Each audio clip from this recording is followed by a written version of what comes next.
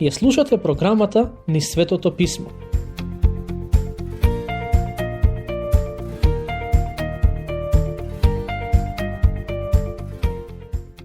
Додека беше на оваа земја, Господ Исус одржа 4 долги и важни говори, кои се запишани во Евангелијата. Еден од нив се наоѓа во Евангелието според Јован, а 3 во Евангелието според Матеј. Во Евангелието според Јован се наоѓа говорот во горната соба, а во Матеј проповедта на гората, глава 5, 6 и 7, параболите, глава 13, проповедта на Маслиновата гора, глава 24 и 25. Говорот на Исус во горната соба. Сега доаѓаме до говорот кој Исус го одржа во горната соба. Тој настане запишан во Јован, глава 13 до 17. Според мене, станува збор за еден од најдобрите говори на Господ Исус Христос. Не само тоа, туку ова е и најдолгиот говор кој е запишан во Евангелијата. Во овие глави читаме за тоа како Исус ги собра учениците во горната соба и им откри нови духовни вистини, кои требаше да ги охрабрат и утешат во деновите и годините кои доаѓаат. Додека ги проучуваме овие глави, ќе забележите дека во секоја од нив има длабоки духовни вистини, кои се дадени за благослов и за нас денес. Се што Господ Исус им каже на учениците во горната соба е од особено значење и за секој од нас. Исус ги мие нозете на учениците. Во глава 13 е опишан настанот во кој 13 мажи, односно Исус и учениците, се наоѓаат во горната соба. На самиот почеток е опишан необичен настан. Исус им ги мие нозете на учениците. Патем, на почетокот од глава 12 размислувавме за тоа како Марија ги помаза нозете на Господ Исус. А во текстот кој е пред нас, читаме дека Исус им ги изми нозете на учениците. Разликата е во тоа што нозете на Исус беа помазани, а нозете на апостолите измиени. Во Библијата, нозете неретко го означуваат начинот на кој луѓето го живеат животот. Забележете ја разликата меѓу Исус и учениците. Исус дојде на овој свет и живееше помеѓу грешници, но самиот тој не сгреши и немаше потреба некој да му ги мие нозете.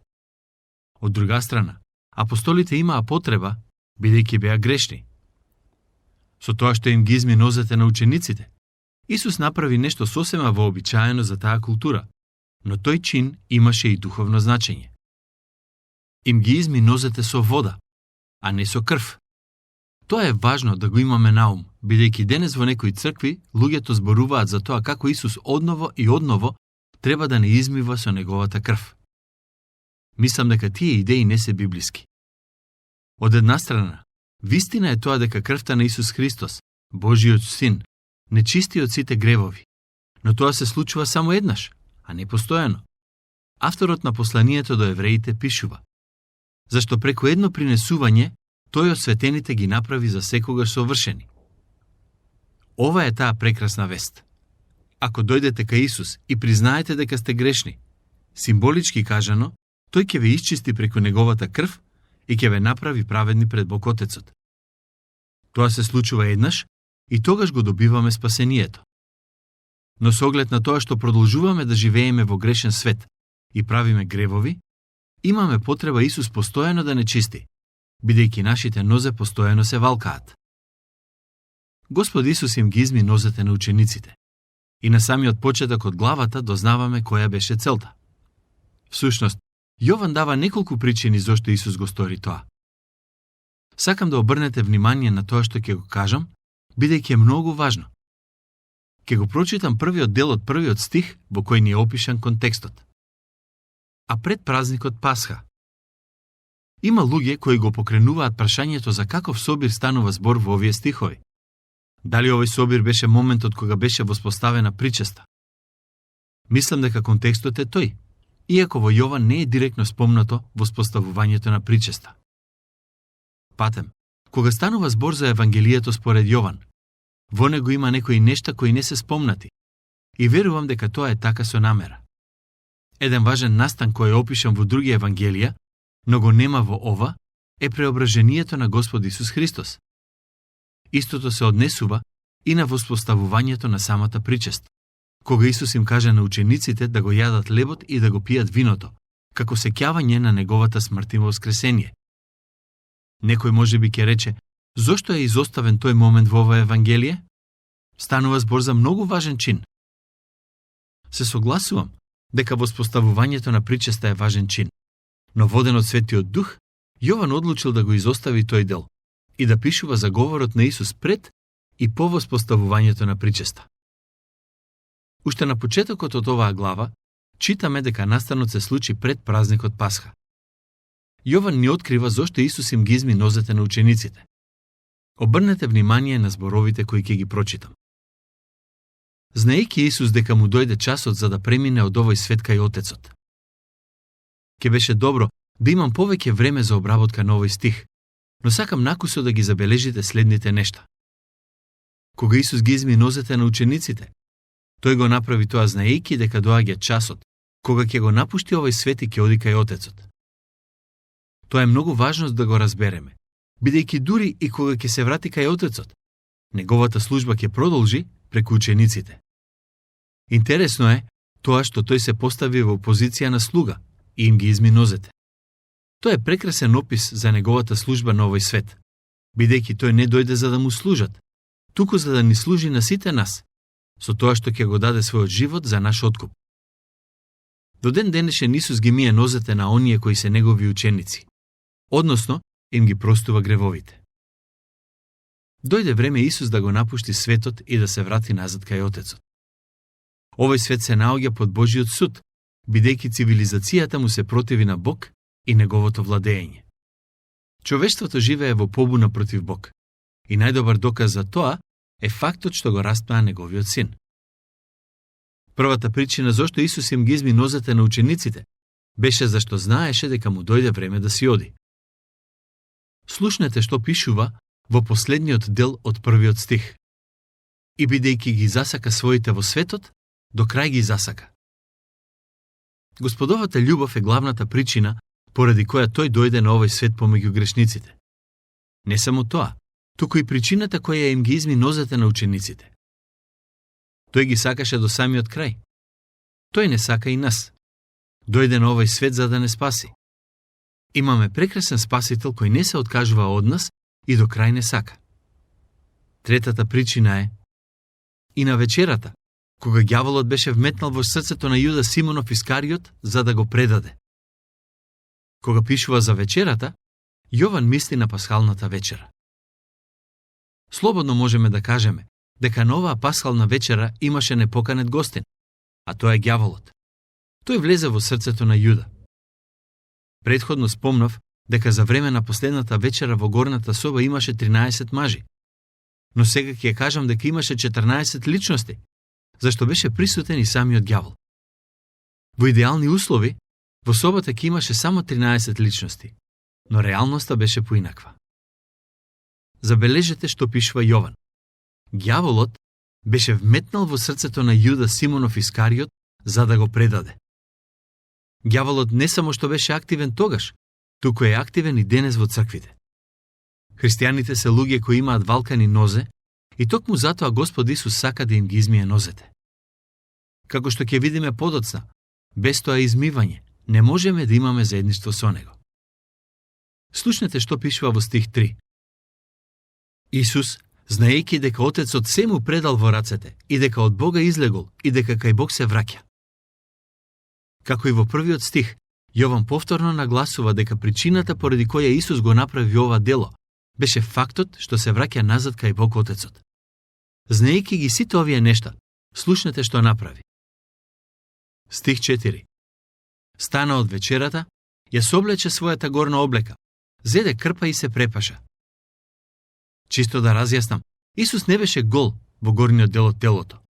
Тој само ја тргна настрана на метката и врз себе носеше нешто поудобно за чинот на миење на нозете. Во некои преводи пишува дека Исус зеде пешкир, но всушност станува збор за ленена крпа, која му беше потребна за, откако ќе ги измие, да ги избрише нозете на апостолите. Потоа истори вода во сад за миење и почна да им ги мие нозете на учениците и да ги брише со крпата со која беше препашен. Тоа што го направи Исус беше навистина необично. Со ова дело тој се поставува во позиција на слуга. Некои луѓе велат дека по смртта Исус веќе нема положба на слуга. Но мислам дека тоа не е вистина. Тој е се уште препашен со ленена крпа и се уште им ги мие нозете на оние кои се негови ученици. Сетете се дека причината за сето тоа е љубовта која ја има за секој од нас. Господ Исус дојде на оваа земја, зеде на себе човечко тело, се понизи и дојде како слуга. И сето тоа го стори поради мене и тебе. Умре на крстот, по 3 дена воскресна и со тоа ја плати казната за нашиот грев и се идентификуваше со нас. Колку прекрасна вест е тоа! Ни овозможи да имаме општање со Бог Отецот. Тој сака да има заедништво со нас. И нам денес треба да ни е мило што можеме да му припаѓаме на семоќниот Бог и што можеме да го имаме за наш небесен татко. Исус сакаше да им ги измие нозете на оние кои се негови. Забележете ја реакцијата на Петар кога дојде неговиот ред. Како што можете да забележите, Петар е повторно единствениот кој има што да каже додека другите молчат. Дојде и кај Симон Петар, а тој му рече: Господи, ти ли ќе ми ги миеш нозете? Исус одговори и му рече: Јас што правам сега, ти не знаеш, но подоцна ќе разбереш. Има луѓе кои велат дека преку ова дело Исус само сакаше да остави добар пример за понизност. Тоа е површно толкување на тоа што го направи Исус. Вистинската порака е многу подлабока. Затоа Исус рече: Јас што правам сега, ти не знаеш, но подоцна ќе разбереш. Тоа навистина беше така. Апостолот Петар свати која е суштината на ова дело, но му требаше да помине еден период време за тоа. Причината зошто некои луѓе велат оти преку ова дело Исус сакаше само да остави пример е стих 14. Ако пак јас, Господ и Учител, ви ги измив нозете, тогаш и вие сте должни еден на друг да се ги миете нозете. Не велам дека Исус не сакаше да им остави пример за понизност на учениците.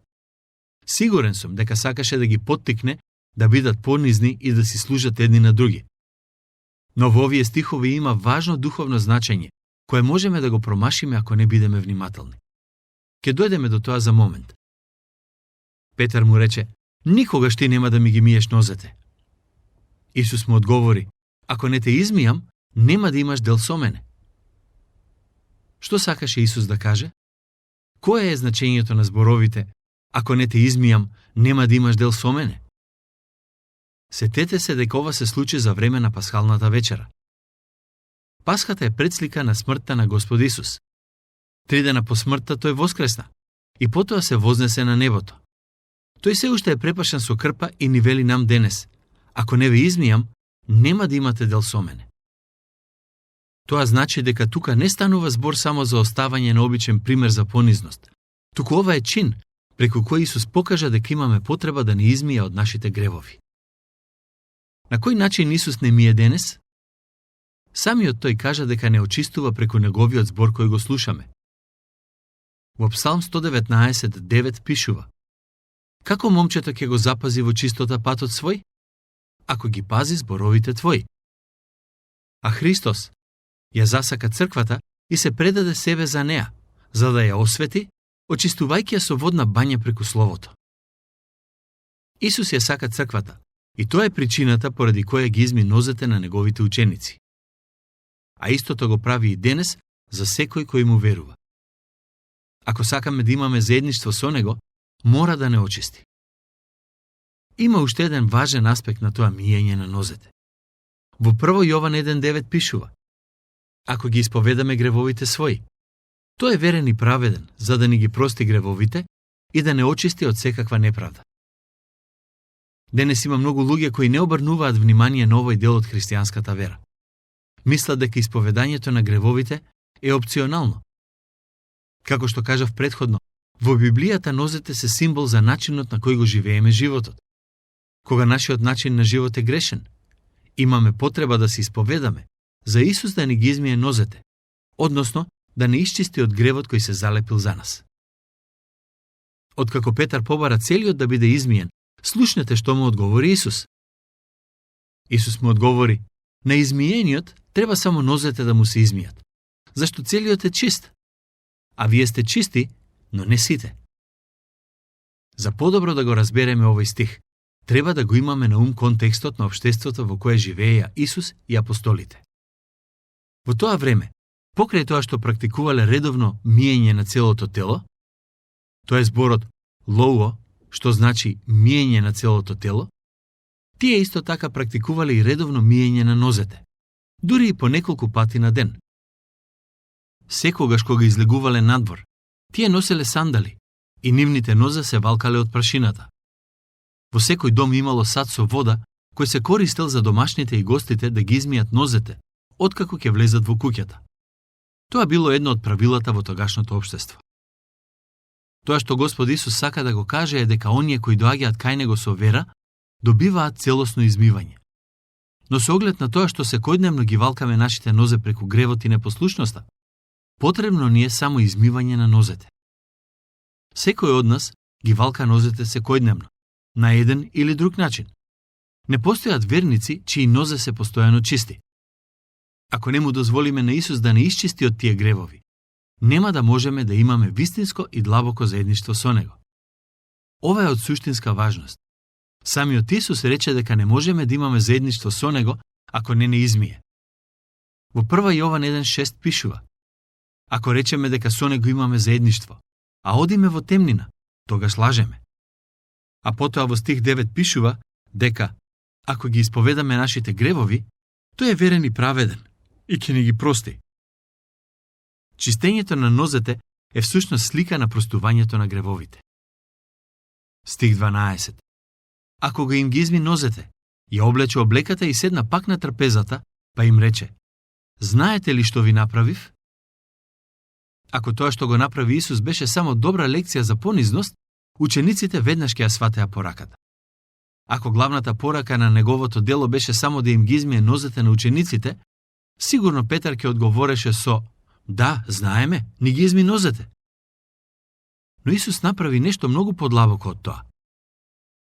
Во стих 17 вели: Кога го знаете ова, блажени сте ако го извршувате.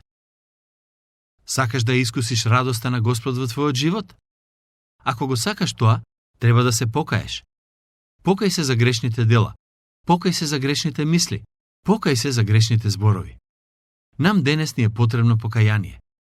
Оние кои не се каат за своите гревови, не можат да имаат заедништво со Него. Оние кои практикуваат исповедање и покаяние на гревовите, ќе добијат простување и ќе можат да имаат општење со Него. Вие ме нарекувате учител и Господ. И право велите, бидејќи сум.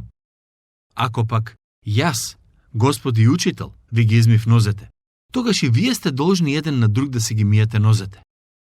Затоа ви дадов пример да правите и вие така, како што ви направив јас. Кое е значењето на овие зборови? Ако јас ви ги измив нозете и вие треба да си ги миете нозете, ќе ви кажам кое е моето мислење.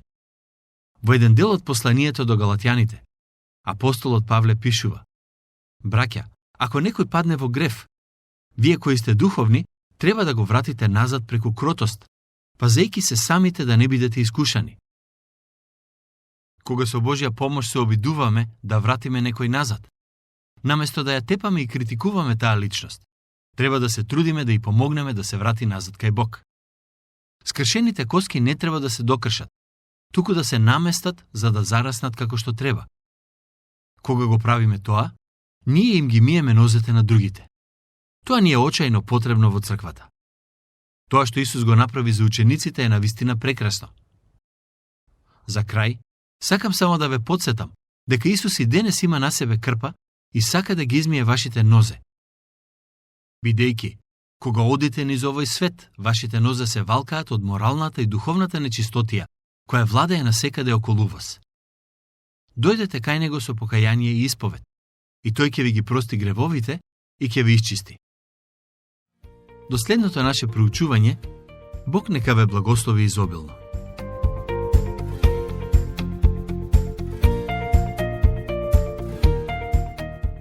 Слушнавте емисија од програмата Низ Светото Писмо.